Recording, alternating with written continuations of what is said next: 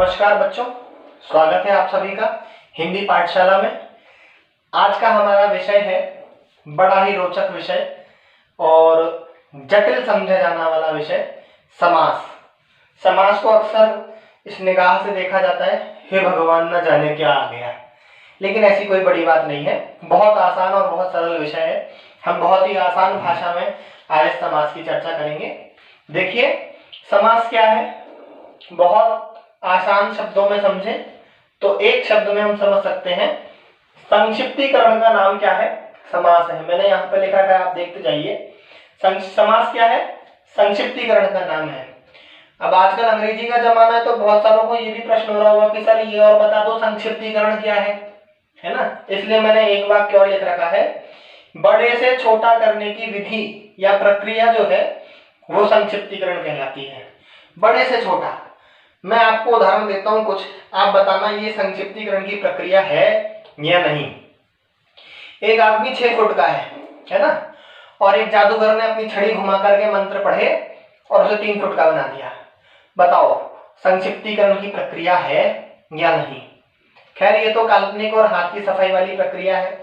हम ओरिजिनलिटी में देखें, साड़ी होती है, साड़ी या धोती बहुत लंबी होती है और हम उसको फोल्ड करते हैं, है ना।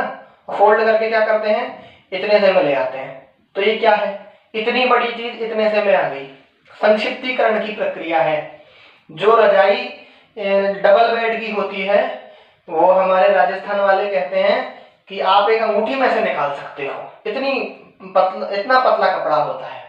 तो कहने का आशय ये है, एक संक्षिप्तीकरण की प्रक्रिया, बड़ी चीज को छोटा बनाने की प्रक्रिया, उसका नाम क्या है? वो समास है। ठीक है। अब देखिए एक उदाहरण देख लेते हैं फटाफट से, ताकि आपको ये समझ में आ जाए कि समास क्या है। ठीक है ना। देखिए, दही में डूबा हुआ बड़ा, है ना, सबने नाम सुन रखा है। क्या बनेगा इसका संक्षिप्त रूप? दही बड़ा। हमारे पास आधी लाइन नहीं है, एक शब्द लिखने की जगह है, हमने समास किया। समास के माध्यम से 1 2 3 4 5 शब्दों वाले शब्द को कितने में बदल दिया? सिर्फ एक शब्द में बदल दिया। 5 शब्दों वाले वाक्य को एक शब्द में बदल दिया। वो क्या है? दही बड़ा। कितना भाग गायब हो गया? ये में डूबा हुआ, इस भाग को हमने गायब कर दिया। गायब मतलब समझने की बात है, एक चीज का होना और एक चीज का नहीं होना ये अलग बात है।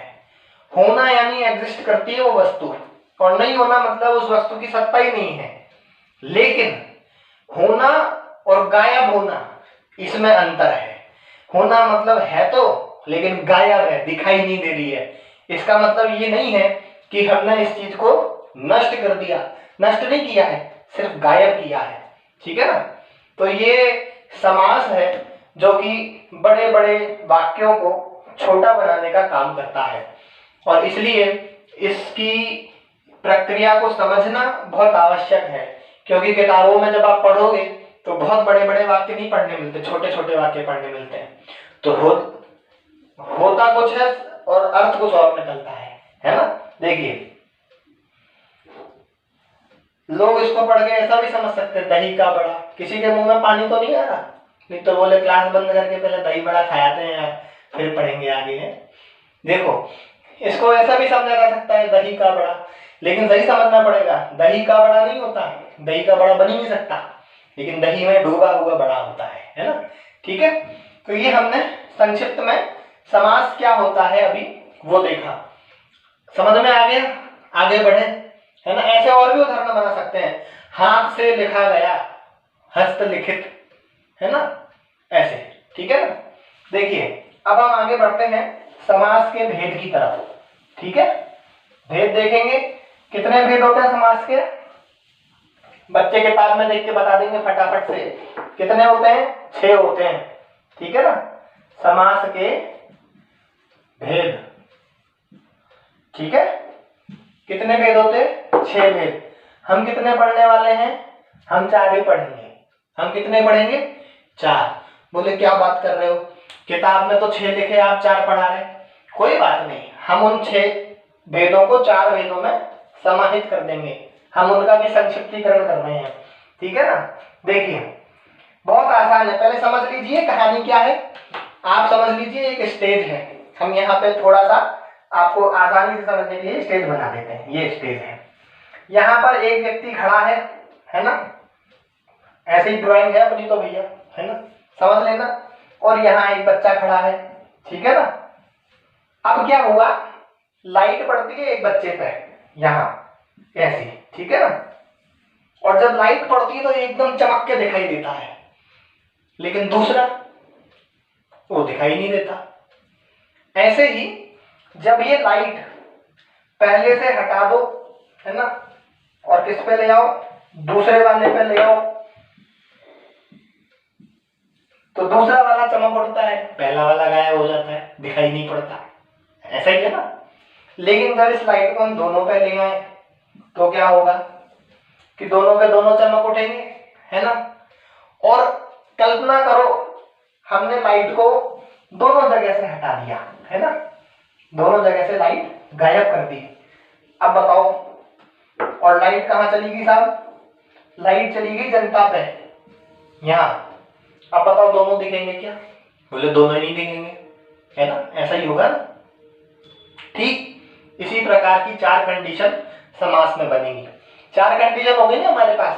पहली कंडीशन पहले बच्चे पे फोकस, दूसरी कंडीशन दूसरे बच्चे पे फोकस, तीसरी कंडीशन दोनों बच्चों पे फोकस, और चौथी कंडीशन दोनों बच्चों पर ही फोकस नहीं किसी और पर फोकस हो रहा है, ठीक है ना।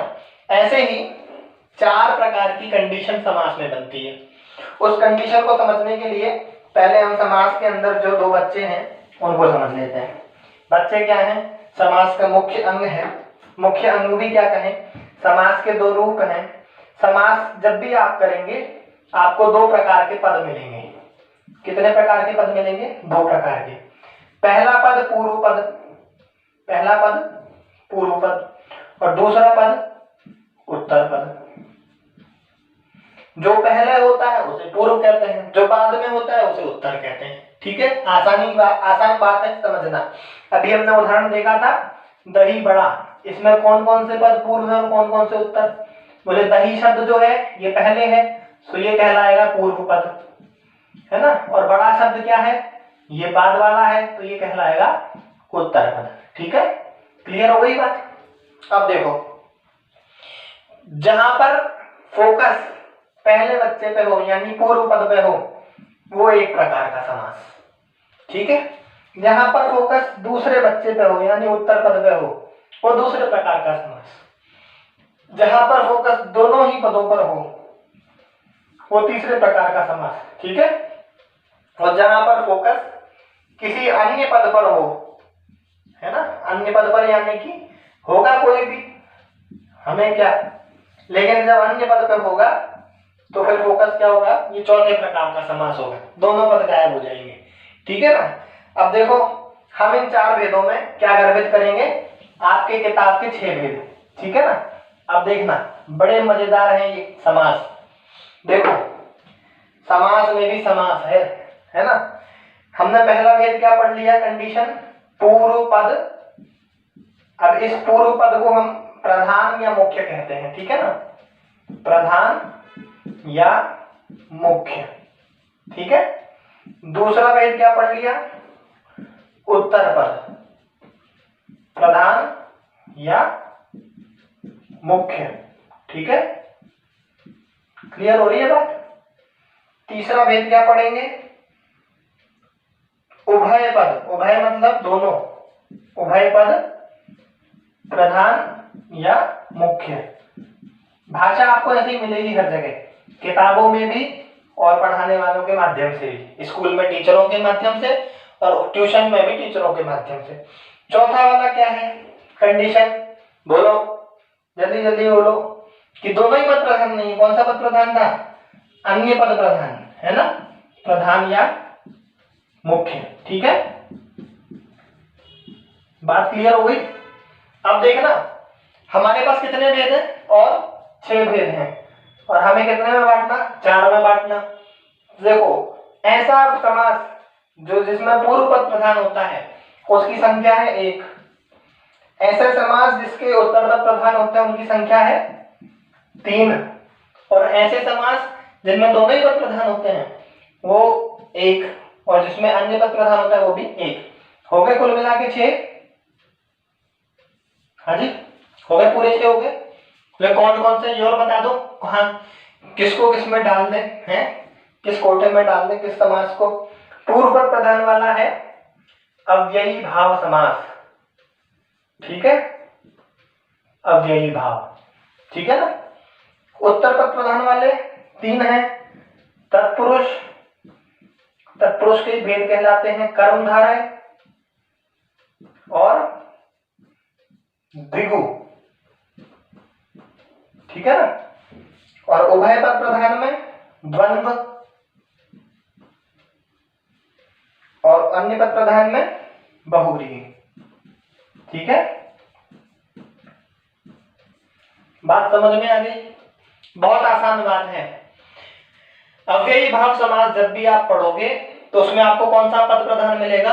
पूर्व पद प्रधान मिलेगा। तत्पुरुष, कर्मधारय या द्विगु समास जब कभी भी आप पढ़ोगे तो उसमें आपको कौन सा पद प्रधान मिलेगा? उत्तर पद प्रधान मिलेगा। द्वंद्व समास जब भी आप पढ़ोगे तो उसमें दोनों पद समान मिलेंगे, उभय पद समान मिलेंगे, प्रधान मिलेंगे। और बहुव्रीहि समास जब भी आपके पढ़ने में आएगा तो उसमें दोनों ही पद प्रधान नहीं होंगे, कोई और तीसरा अन्य पद प्रधान होगा, ठीक है ना। तो आज हमने समास और समास के भेद इनको समझा, संक्षेप में समझा। समास खुद ही संक्षिप्तीकरण का नाम है, हमने भी इसमें संक्षेप किया। अब हम अगली क्लास में इन 6 भेदों को पढ़ेंगे, और आपकी जो संक्षिप्तीकरण की प्रक्रिया है ना, ये प्रक्रिया आपको तभी समझ में आएगी कैसे होती है जब आप इन 6 भेदों को विस्तार से पढ़ेंगे। तो अगली कक्षा में हम इन 6 भेदों को पढ़ेंगे। तब तक के लिए शुभ रात्रि और नमस्कार।